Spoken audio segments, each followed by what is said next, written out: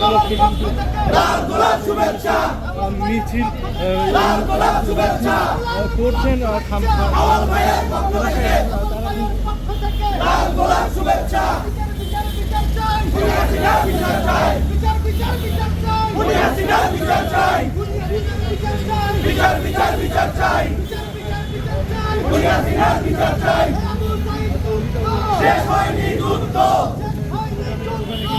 মতো এইসব নেতৃবৃন্দ যাদেরকে আমরা 24-এর গণঅভ্যুত্থানে সরাসরি কোনো ভূমিকায় দেখি নাই, তাদেরকে যেসব কথাবার্তা বলে আমাদের বোন ঠাকুরগাঁতে স্লোগান দিয়েছিল কে এসেছে পুলিশ এসে পুলিশে কি করছে স্বৈরাচার পাশে, সেই বোন তামান্না তার কোনো ফেসবুক আইডি নাই, সেই বোন তামান্না ঠিকই ঘরে ফিরে গেছে।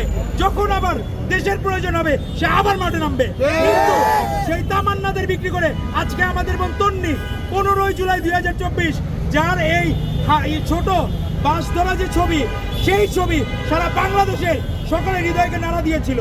সেই বোনের বিরুদ্ধে কথা বলে ঢাকা বিশ্ববিদ্যালয়ের শিক্ষিকা, তাদের ব্যাপারে দ্রুত ব্যবস্থা নেওয়ার জন্য আমরা প্রশাসনকে জানাচ্ছি এবং আজকে আমাদের মাননীয় প্রধানমন্ত্রী জনাব তারেক রহমান এই জায়গায় উপস্থিত হবেন। বাংলাদেশ জাতীয়তাবাদী ছাত্রলীগ আপনারা দেখবেন প্ল্যাকার্ডে নাম লেখা যারা শহীদ হয়েছিল। অনেকে দাবি করে রাতে ঘুমায় নাকি দেশে গণ অভ্যুত্থান হয়ে গেছে। তো আমরা দেখাইতে চাই যে আমাদের ছাত্রলীগ ভাইগুলো যে মারা গেল, এর জন্য হাসিনার যত দ্রুত সম্ভব দেশে এনে বিচার করতে হবে এবং তার বিচার প্রক্রিয়া শেষ না হওয়া পর্যন্ত বাংলাদেশ জাতীয়তাবাদী ছাত্রলীগ অতীতের ন্যায় ভবিষ্যতেও সব সময় অগ্রগামী ভূমিকায় থাকবে ইনশাআল্লাহ। শেষ হয়নি যুদ্ধ, আবু সাঈদ মুক্ত,